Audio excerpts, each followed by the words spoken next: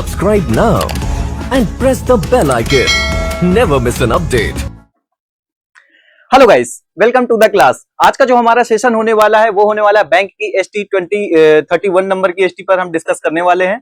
तो चलिए ज्यादा समय नहीं लेते हुए सीधे क्वेश्चन पर आ जाते हैं। जिस तरह से आप पहला क्वेश्चन हमारे सामने देख पा रहे होंगे कि क्रेडिट ब्यूरो ट्रांजिशन यानी सिविल के अध्यक्ष के रूप में किसे नियुक्त किया गया है। आपके ऑप्शन है MV Nair, Rajesh Kumar, V Anantharaman, Nirmala Lakshman and Janardhan Prasad. तो बताइए कौन सा ऑप्शन आपका करेक्ट ऑप्शन होगा। Who has appointed as chairman of credit bureau, यानी कि जो सिविल के जो अध्यक्ष हैं उनको इनमें से कौन सा ऑप्शन आपका करेक्ट ऑप्शन होगा। तो मैं बताना चाहूंगा ऑप्शन नंबर थर्ड क्या होगा, करेक्ट ऑप्शन होगा V अनंत रामन। V अनंत रामन क्या होंगे, इसके करेक्ट ऑप्शन होंगे। बैंकिंग उद्योग के व्यापक अनुभव वाले अनुभवी बैंकर V अनंत रामन। ध्यान रखिएगा किसको किया गया है, V अनंत रामन को क्रेडिट ब्यूरो के ट्रांस यूनियन यानी कि सिविल के गैर कार्यकारी अध्यक्ष के रूप में नियुक्त किया गया है। तो ऑप्शन नंबर थर्ड इसका क्या होगा, करेक्ट ऑप्शन होगा। क्लियर है। चलिए अगले क्वेश्चन पे आते हैं। जो हमारा अगला क्वेश्चन है, भारतीय भूवैज्ञानिक सर्वेक्षण के जो नए महानिदेशक अभी हाल ही में नियुक्त किए गए हैं वो इनमें से कौन है। आपके ऑप्शन होने वाले हैं अतुल वर्मा, जनार्दन प्रकाश और V अनंतरामन, निर्मला लक्ष्मण, संजय स्वरूप। तो बताइए कौन सा ऑप्शन आपका करेक्ट ऑप्शन होगा। तो मैं बताना चाहूंगा ऑप्शन नंबर सेकंड इसका क्या होगा, करेक्ट ऑप्शन होगा जनार्दन प्रसाद। अभी हाल ही में इनको नियुक्त किया गया है। जनार्दन प्रसाद GSI के नए महानिदेशक के रूप में इनको नियुक्त किया गया है और भारतीय भूवैज्ञानिक सर्वेक्षण जिसका शॉर्ट फॉर्म होता है GSI का नया महानिदेशक के रूप में नियुक्त किया गया। क्लियर है। चलिए अगले क्वेश्चन तरफ हम आते हैं। जो हमारा अगला क्वेश्चन है, हमारा नेक्स्ट क्वेश्चन कुछ इस प्रकार से, निम्नलिखित में से कौन सा शहर भारत के सबसे महंगे शहरों में शामिल किया गया है या सबसे महंगे शहरों में से सबसे ऊपर की श्रेणी में आता है। आपके विकल्प जो होने वाले हैं पुणे, मुंबई, नई दिल्ली, बेंगलुरु, हैदराबाद। तो बताइए कौन सा ऑप्शन आपका करेक्ट ऑप्शन होगा। पुणे, मुंबई, नई दिल्ली, बेंगलुरु, हैदराबाद। तो मैं बताना चाहूंगा इसमें करेक्ट ऑप्शन सेकंड होगा, क्या होगा, सेकंड नंबर इसका क्या होगा, करेक्ट ऑप्शन होगा। क्लियर है। मर्सर के रहने की लागत के सर्वेक्षण के अनुसार ये जो रिपोर्ट है, मर्सर ने इस रिपोर्ट की गणना की है और इस रिपोर्ट के सर्वेक्षण के अनुसार मुंबई को भारत के प्रवासियों के लिए सबसे महंगा शहर माना जाता है। ठीक है। और प्रवासियों के रहने की लागत निर्धारित करने के लिए सर्वेक्षण में 5 महाद्वीपों के 227 शहरों का विश्लेषण किया गया था। यानी कि इसने जब रिपोर्ट तैयार की थी तो इसमें 227 शहरों का सर्वेक्षण किया गया था जिसमें से मुंबई को इसका सर्वोच्च स्थान मिला। किसके लिए कि ये सबसे भारत में सबसे महंगे शहरों में से एक है।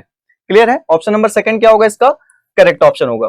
चलिए अगले क्वेश्चन पे आते हैं। जो हमारा अगला क्वेश्चन होने वाला है, ISSF जूनियर विश्व कप 2023 में पुरुषों की 10 मीटर एयर राइफल स्पर्धा में स्वर्ण पदक इनमें से किसने जीता है। आपके ऑप्शन होने वाले हैं गौतमी भनोट, अमनप्रीत सिंह, धनुष श्रीकांत, स्वाति चौधरी, सिद्धार्थ चौधरी। तो बताइए कौन सा ऑप्शन आपका करेक्ट ऑप्शन होगा। Who has won the gold medal in the men's 10 metre air rifle event in the ISSF junior world cup 2023। तो बताइए कौन सा ऑप्शन आपका करेक्ट ऑप्शन होगा। तो बताना चाहूंगा ऑप्शन नंबर थर्ड इसका क्या होगा, करेक्ट ऑप्शन होगा धनुष श्रीकांत। क्लियर है। धनुष श्रीकांत हमारे क्या होंगे, करेक्ट ऑप्शन होंगे। थर्ड नंबर इसका क्या होगा, करेक्ट ऑप्शन होगा। धनुष श्रीकांत ने सुहल जर्मनी में ISSF जूनियर विश्व कप में पुरुषों की 10 मीटर एयर राइफल स्वर्ण यानी कि जो ये कंपटीशन हुआ था उसमें से धनुष श्रीकांत ने 10 मीटर एयर राइफल स्पर्धा में स्वर्ण पदक गोल्ड मेडल हासिल किया। क्लियर है। चलिए इसका थर्ड नंबर क्या होगा, करेक्ट ऑप्शन होगा। अगले क्वेश्चन पे आते हैं। हमारा नेक्स्ट क्वेश्चन है, रैकेट ने किस राज्य में पहला डिटॉल क्लाइमेट एंजिलिएंट स्कूल लॉन्च किया है। आपके ऑप्शन होने वाले हैं असम, उत्तर प्रदेश, मध्य प्रदेश, उत्तराखंड, हिमाचल प्रदेश। तो बताइए कौन सा ऑप्शन आपका करेक्ट ऑप्शन होगा। तो मैं बताना चाहूंगा ऑप्शन नंबर थर्ड क्या होगा, इसका करेक्ट ऑप्शन होगा मध्य प्रदेश। क्लियर है।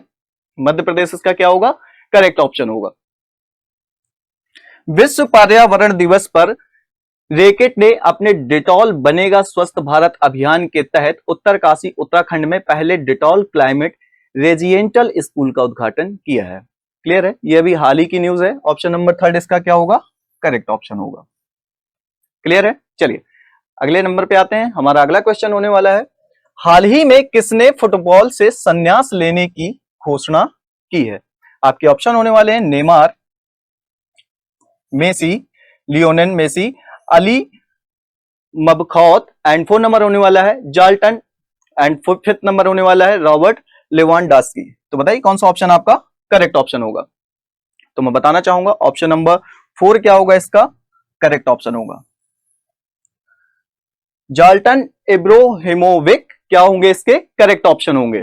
क्लियर है, एसी मिलान के स्ट्राइकर जाल्टन इब्राहिमोविच ने हेलास वेरोन के खिलाफ सीजन का अंतिम मैच खेलने के बाद फुटबॉल से अपनी सेवानिवृत्ति की घोषणा कर दी है। अभी जैसे आप देख रहे होंगे कि अभी हाल ही में ये प्रश्न पूछा भी गया था, इसी तरह के प्रश्न पूछे भी जाते हैं कि आपके सामने 5 विकल्प होंगे, उनमें से पूछ लेता है कि इनमें से किसका संबंध किस खेल से होता है। क्लियर है, इसलिए हमें इस तरह के क्वेश्चनों को कवर करना जरूरी हो जाता है। क्लियर है, चलिए अगले क्वेश्चन पे आते हैं। हमारा अगला क्वेश्चन है, सूरीनाम के सर्वोच्च नागरिक पुरस्कार यानी कि grand order of the chain of the yellow star से इनमें से किसको सम्मानित किया गया है? क्लियर है, तो आप मेरे सामने विकल्प देख पा रहे होंगे, तो इनमें से कौन सा ऑप्शन क्लियर होगा, सही होगा? तो आपके ऑप्शन है अमित शाह, नरेंद्र मोदी, द्रौपदी मुर्मू, रतन टाटा, गौतम अडानी। तो बताइए इनमें से कौन सा ऑप्शन आपका करेक्ट ऑप्शन होगा? तो मैं बताना चाहूंगा option number third correct option होगा द्रौपदी मुर्मू, जो कि वर्तमान में भारत के राष्ट्रपति के रूप में जानी जाती हैं, द्रौपदी मुर्मू। क्लियर है, राष्ट्रपति द्रौपदी मुर्मू सूरीनाम के सर्वोच्च नागरिक पुरस्कार यानी कि grand of the chain of yellow star से सम्मानित होने वाली पहली भारतीय बनी है। क्लियर है, ये याद रखिएगा, ये पहली भारतीय बनी है जिनको grand order of the chain of yellow star से सम्मानित किया गया है। क्लियर है, चलिए अगले क्वेश्चन तरफ हम आते हैं। हमारा नेक्स्ट क्वेश्चन होने वाला है, हाल ही में Indian institute of the corporate affairs किस विश्वविद्यालय के शैक्षणिक अनुसंधान सहयोग के लिए समझौता ज्ञापन पर हस्ताक्षर किए गए हैं? क्लियर है, हाल ही में Indian institute of corporate affair यानी कि IICA और किस विश्वविद्यालय ने शैक्षणिक अनुसंधान सहयोग के लिए समझौता ज्ञापन पर हस्ताक्षर किए हैं? आपके जो विकल्प होने वाले हैं, नई दिल्ली विश्वविद्यालय, कोलंबिया विश्वविद्यालय, हार्वर्ड यूनिवर्सिटी, राष्ट्रीय रक्षा विश्वविद्यालय, और 5th नंबर होने वाला है महर्षि दयानंद विश्वविद्यालय। तो बताइए कौन सा ऑप्शन आपका करेक्ट ऑप्शन होगा? तो मैं बताना चाहूंगा ऑप्शन नंबर 4 क्या होगा, करेक्ट ऑप्शन होगा राष्ट्रीय रक्षा विश्वविद्यालय। क्लियर है, ऑप्शन नंबर 4 क्या होगा, करेक्ट ऑप्शन होगा। भारतीय कॉर्पोरेट मामले के संस्थान यानी कि IICA, जिसका शॉर्ट फॉर्म होता है IICA, और राष्ट्रीय रक्षा विश्वविद्यालय जिसको RRU के नाम पे जाना जाता है, और उनके बीच एक मेमोरंडम ऑफ अंडरस्टैंडिंग यानी कि MOU पर एक हस्ताक्षर किया गया है। क्लियर है, किसके बीच किया गया है? भारतीय कॉर्पोरेट मामले के संस्थान यानी कि IICA और राष्ट्रीय रक्षा विश्वविद्यालय RRU के बीच। क्लियर है, ऑप्शन नंबर 4 क्या होगा, करेक्ट ऑप्शन होगा।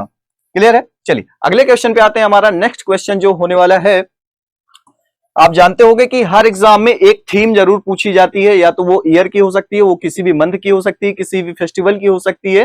क्लियर है, तो इसी तरह से विश्व खाद्य सुरक्षा दिवस 2023 की थीम क्या रही है?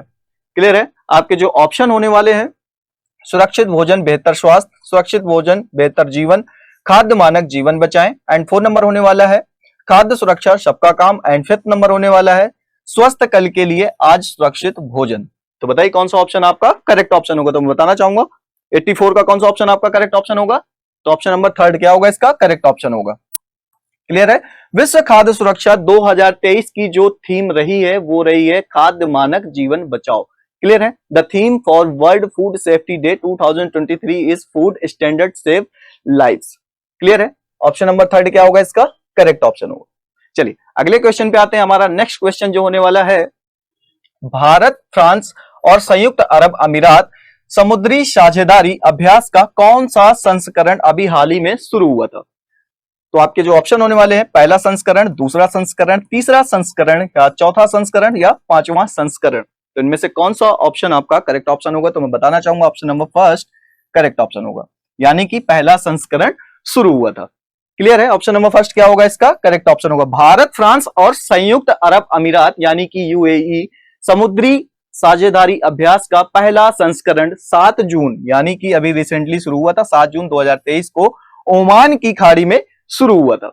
क्लियर है? चलिए अगले क्वेश्चन पे आते हैं। हमारा जो नेक्स्ट क्वेश्चन होने वाला है, हाल ही में मूडीज ने भारत के लिए डैश जीडीपी ग्रोथ प्रोजेक्ट किया है। जैसे आप जानते होंगे जीडीपी के मामले में भारत अब 5वें स्थान पर आ चुका है। 5वें स्थान पर पहले किसकी इकोनॉमी थी? यूके की यानी कि इंग्लैंड की, उसको पछाड़ते हुए भारत 5वें नंबर पर आ चुका है। और अभी हाल ही में मूडीज ने एक अपनी रिपोर्ट निकाली है जिसमें से उसने बताया है कि कितने परसेंट की जीडीपी ग्रोथ के साथ भारत आगे आया है। तो आपके ऑप्शन होने वाले हैं, पहला ऑप्शन है आपका 6 to 6.3% एंड सेकंड नंबर आपका होने वाला है 6.6 to 6.8% एंड थर्ड नंबर होने वाला है 6.5 to 7% एंड फोर्थ नंबर होने वाला है 7.5 to 8% एंड फिफ्थ नंबर होने वाला है 5.6 to 6.6%। तो इनमें से कौन सा ऑप्शन आपका करेक्ट ऑप्शन होगा? तो मैं बताना चाहूंगा option number first correct option होगा।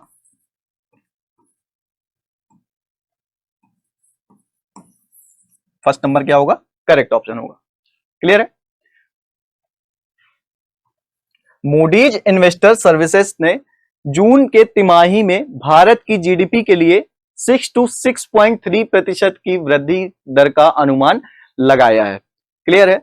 मूडीज एक सर्वे कंपनी है जो देश की और जीडीपी की इकोनॉमिक ग्रोथ और उसके जो रिसोर्सेस हैं, उसके रिसोर्सेस के द्वारा वो सभी देशों की जीडीपी का अनुमान और उस पे आने वाले क्राइसिस पर रिसर्च करती है, जो कि काफी हद तक सही होता है।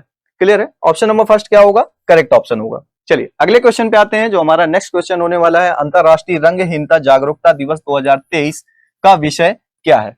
आपके ऑप्शन होने वाले made to shine, inclusion as strength and third number होने वाला है strength beyond all odds and fourth number होने वाला है united in make our voice heard and fifth number होने वाला है shining our light to the world.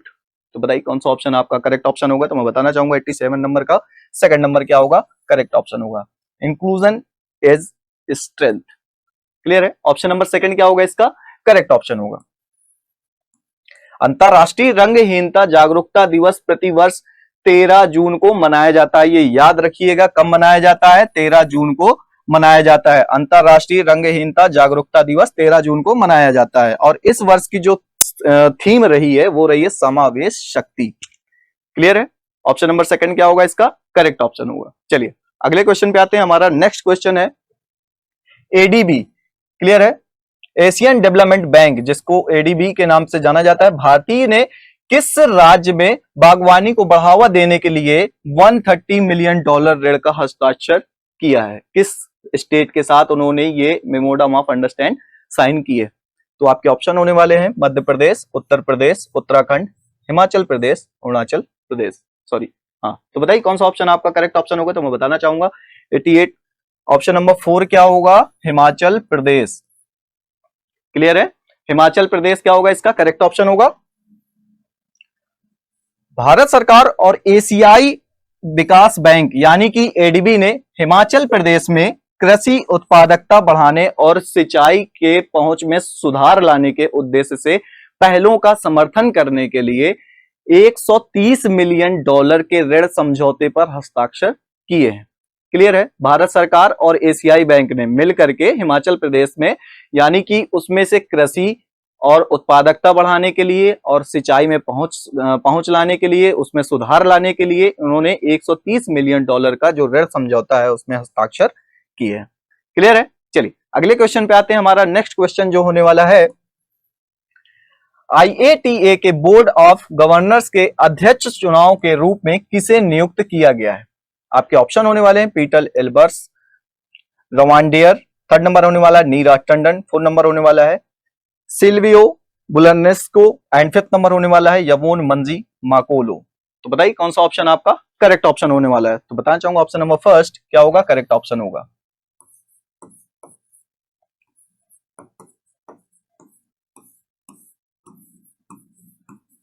Peter Elbers. Clear है? ऑप्शन नंबर फर्स्ट क्या होगा इसका? करेक्ट ऑप्शन होगा। इंडिगो ने ये घोषणा की है कि उसके जो सीईओ हैं पीटर एल्बर्स को इंटरनेशनल एयर ट्रांसपोर्ट एसोसिएशन यानी कि IATA, इसका जो फुल फॉर्म होता है वो क्या होता है, international air transport association IATA board of governors के अध्यक्ष चुनाव के रूप में इनको नियुक्त किया है। ऑप्शन नंबर फर्स्ट क्या होगा, करेक्ट ऑप्शन होगा। चलिए अगले क्वेश्चन पे आते हैं। अगला क्वेश्चन जो होने वाला है, हाल ही में किस राज्य सरकार ने किसानों के 6,423 करोड़ रुपए ट्रांसफर किए हैं? तो बताइए कौन सा ऑप्शन आपका करेक्ट ऑप्शन होगा। उत्तराखंड, महाराष्ट्र, उत्तर प्रदेश, मध्य प्रदेश, हिमाचल प्रदेश।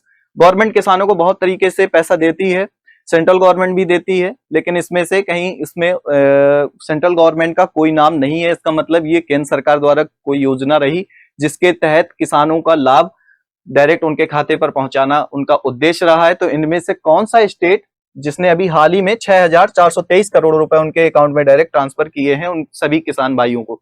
तो आपके विकल्प है उत्तराखंड, महाराष्ट्र, उत्तर प्रदेश, मध्य प्रदेश, हिमाचल प्रदेश। तो बताइए कौन सा ऑप्शन आपका करेक्ट ऑप्शन होगा। तो बताना चाहूंगा ऑप्शन नंबर 4 क्या होगा, करेक्ट ऑप्शन होगा, यानी कि मध्य प्रदेश।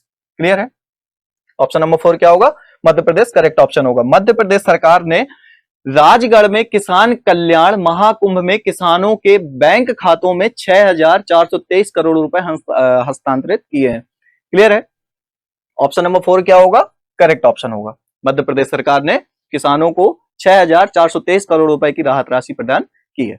चलिए अगले क्वेश्चन पे आते हैं। जो हमारा अगला क्वेश्चन होने वाला है, किस राज्य सरकार ने पद्मश्री, पद्म विभूषण, पद्म भूषण और पद्म विभूषण पुरस्कार विजेताओं के लिए 10,000 रुपए मासिक पेंशन की घोषणा की है? इनमें से किस सरकार ने पद्म भूषण, पद्म विभूषण पुरस्कार विजेताओं के लिए 10,000 रुपए मासिक पेंशन उनके लिए घोषित किया है? आपके ऑप्शन होने वाले हैं हरियाणा, पंजाब, असम, केरल, कर्नाटक।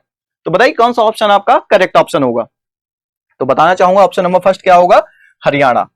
हरियाणा सरकार ने पद्मश्री, पद्म विभूषण और पद्मश्री पुरस्कार के जो विजेता हैं उनके लिए 10,000 रुपए मासिक पेंशन का जो उन्होंने उनके लिए आवंटित किया है। क्लियर है, हरियाणा के मुख्यमंत्री मनोहर लाल खट्टर ने राज्य के पद्मश्री, पद्म विभूषण और उन जैसे विजेताओं के लिए 10,000 रुपए मासिक पेंशन के अलावा राज्य सरकार के वोल्वो बसों में मुफ्त यात्रा की घोषणा की है। क्लियर है, जिनको वरिष्ठ नागरिक के नाम से उनके लिए सीट रिजर्व रहेगी। जो पद्म विभूषण, पद्मश्री और पद्म विभूषण से उनको सम्मानित किया गया, उनके 10,000 रुपए मासिक पेंशन के साथ साथ उनको बसों में मुफ्त यात्रा भी मुहैया कराई जाएगी। क्लियर, चलिए अगले क्वेश्चन पे आते हैं। जो हमारा नेक्स्ट क्वेश्चन है, निम्नलिखित में से कौन सा मंत्रालय 19 से 21 जून तक चौथी और अंतिम शिक्षा कार्य समूह की बैठक की मेजबानी की गई?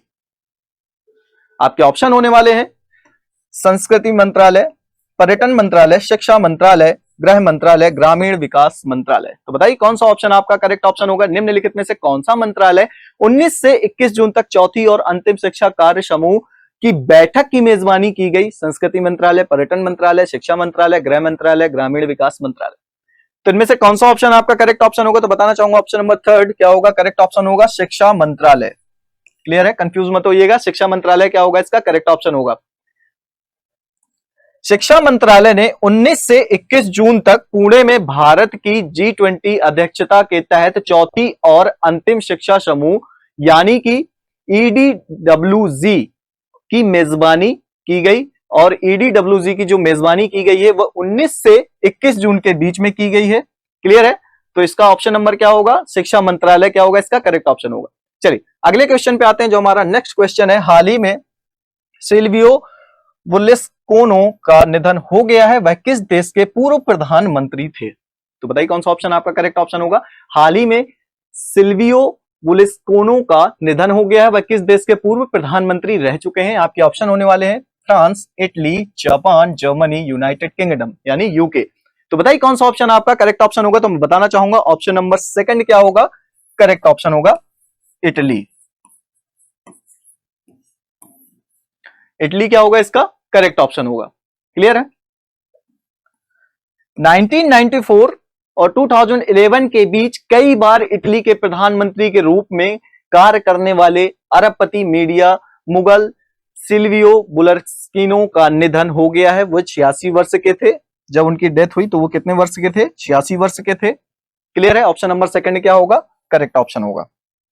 ठीक है, इटली क्या होगा? करेक्ट ऑप्शन होगा। चलिए अगले क्वेश्चन पे आते हैं। हमारा जो नेक्स्ट क्वेश्चन होने वाला है, निम्नलिखित में से किस देश की टीम ने आईसीसी विश्व टेस्ट चैंपियनशिप 2023 का ताज अपने नाम किया है? ये अभी हाल ही में खेला गया था और ये फाइनल किन के बीच में खेला गया था? इंडिया और ऑस्ट्रेलिया के बीच में खेला गया था।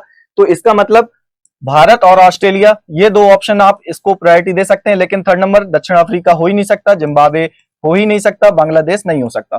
क्लियर है? तो अब भारत और ऑस्ट्रेलिया में से कौन सा ऑप्शन आपका करेक्ट ऑप्शन होगा? तो मैं बताना चाहूंगा ऑप्शन नंबर सेकंड क्या होगा? करेक्ट ऑप्शन होगा ऑस्ट्रेलिया। क्लियर है? ऑप्शन नंबर सेकंड क्या होगा? ऑस्ट्रेलिया ने ओवल में रोमांचक WTC फाइनल में भारत पर 209 रन की शानदार जीत हासिल करते हुए उन्होंने शानदार अंदाज से विश्व टेस्ट चैंपियनशिप का खिताब अपने नाम किया था। क्लियर है? Australia clinch the title of the world test championship in fashion scaring and resorting to 200 run victory over India in the thrilling WTC final at the Oval. कहां खेला गया था? ये ओवल के मैदान में खेला गया था और जीता कौन? ऑस्ट्रेलिया। कितने रनों से जीता था? 209 रन से जीता था। क्लियर है? चलिए अगले क्वेश्चन पे आते हैं। हमारा नेक्स्ट क्वेश्चन होने वाला है, बाल श्रम के खिलाफ विश्व दिवस 2023 की किस तारीख को मनाया जाता है? आपके ऑप्शन होने वाले 10 जून, 11 जून, 12 जून, 13 जून और 14 जून। इनमें से कौन सा ऑप्शन आपका करेक्ट ऑप्शन होगा? तो बताना चाहूंगा ऑप्शन नंबर थर्ड क्या होगा? करेक्ट ऑप्शन होगा 12 जून। 12 जून क्या होगा? करेक्ट ऑप्शन होगा। क्लियर है? बाल श्रम के खिलाफ विश्व दिवस 12 जून को मनाया जाता है, जिसका उद्देश्य है कि जिसके खिलाफ बाल श्रम के खिलाफ वैश्विक आंदोलन को प्रेरित करना। क्लियर है? ऑप्शन नंबर थर्ड क्या होगा? करेक्ट ऑप्शन होगा। 12 जून को ये थीम मनाई जाती है। ये इसलिए मनाया जाता है ताकि जो हमारे समाज में जो बच्चे हैं उनके ऊपर काम का दबाव न डालकर को उनको शिक्षा के लिए प्रेरित किया जाए, उनको देश के लिए और समाज के लिए हितकारी बनाया जाए, जिससे हमारे देश का और समाज का भला हो सके। क्लियर है? ऑप्शन नंबर थर्ड क्या होगा? करेक्ट ऑप्शन होगा। चलिए अगले क्वेश्चन पे आते हैं। हमारा जो नेक्स्ट क्वेश्चन होने वाला है, भुगतान संतुलन में शामिल है। भुगतान संतुलन में डैश शामिल है। आपके ऑप्शन होने वाला है ऋण, दृश्य व्यापार, अदृश्य व्यापार, उपरोक्त सभी या इनमें से कोई नहीं। अब जब ऋण का जो भुगतान होता है उसमें कुछ ना कुछ तो शामिल होगा, या तो ऋण होगा, या तो दृश्य व्यापार होगा, या अदृश्य व्यापार होगा, या उपरोक्त सभी। इनमें से बताइए, ऋण होगा, दृश्य व्यापार होगा, अदृश्य व्यापार होगा, इनमें से कौन सा ऑप्शन आपका करेक्ट ऑप्शन होगा? तो मैं बताना चाहूंगा ऑप्शन नंबर इसका क्या होगा?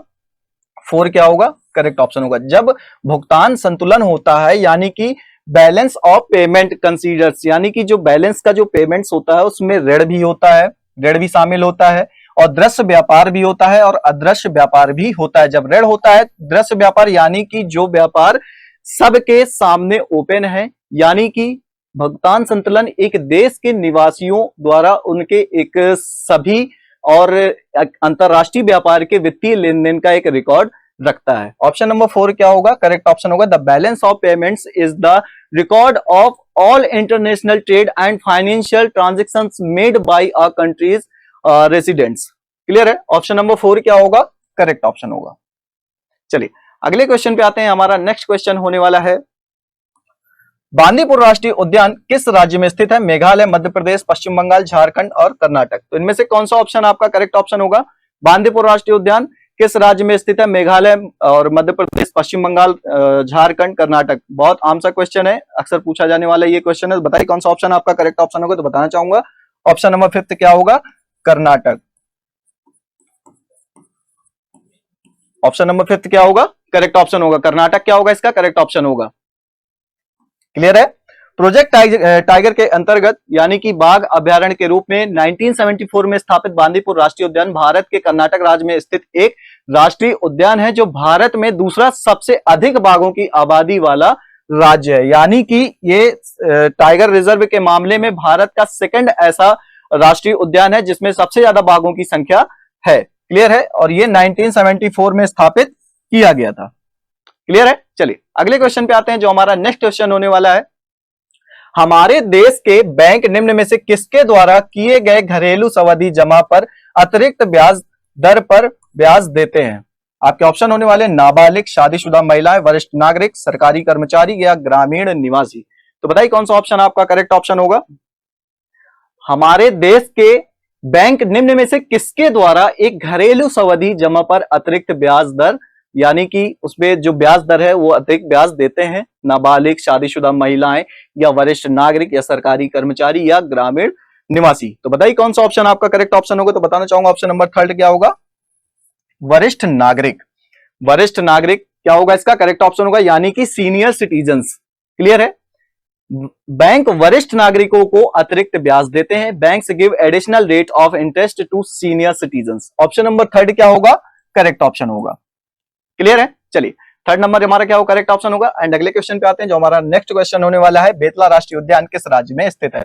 बेतला राष्ट्रीय उद्यान आपने बहुत सुना होगा, बहुत जनरल सा क्वेश्चन है। तो बताइए किस राज्य में ये स्थित है। आपके ऑप्शन होने वाले हैं झारखंड, जम्मू कश्मीर, हिमाचल प्रदेश, हरियाणा, उत्तर प्रदेश। तो इनमें से कौन सा ऑप्शन आपका करेक्ट ऑप्शन होगा। तो मैं बताना चाहूंगा ऑप्शन नंबर 1 क्या होगा इसका करेक्ट ऑप्शन होगा, झारखंड। क्लियर है। बेतला राष्ट्रीय उद्यान झारखंड में स्थित है। Betla national park is situated in Jharkhand. Option number 1 क्या होगा इसका करेक्ट ऑप्शन होगा। 1st नंबर हमारा क्या होगा, करेक्ट ऑप्शन होगा। एंड अगले क्वेश्चन पे आते हैं। हमारा अगला क्वेश्चन होने वाला है, डिफिसिट फाइनेंसिंग का अर्थ है कि सरकार ने डैश से ऋण प्राप्त किया है। डिफिसिट फाइनेंसिंग किसको डिनोट करता है, राजस्व विभाग या विश्व बैंक या आरबीआई या आईएमएफ या उपरोक्त में से कोई नहीं। जब गवर्नमेंट को पैसे की आवश्यकता होती है तो वो आरबीआई के पास जाता है। क्लियर है। लेकिन इसको, इस प्रक्रिया को क्या बोलते हैं, इनमें से कौन सी प्रक्रिया इसको जस्टिफाई करती है। डिफिसिट फाइनेंसिंग का अर्थ क्या है कि सरकार ने किससे ऋण प्राप्त किया, राजस्व विभाग, वर्ल्ड बैंक या आरबीआई या आईएमएफ या इनमें से कोई नहीं। तो मैं बताना चाहूंगा 100 नंबर का ऑप्शन नंबर 3 क्या होगा, करेक्ट ऑप्शन होगा आरबीआई। आरबीआई क्या होगा इसका करेक्ट ऑप्शन होगा। क्लियर है। डिफिसिट फाइनेंसिंग का अर्थ है कि सरकार ने आरबीआई से ऋण प्राप्त किया है। ऑप्शन नंबर 3 क्या होगा करेक्ट ऑप्शन होगा, deficit financing means that the government has borrowed money from the RBI. Clear है। तो चलिए आज के लिए सिर्फ इतना ही, मिलते हैं नेक्स्ट क्लास में। धन्यवाद। Subscribe now and press the bell icon. Never miss an update.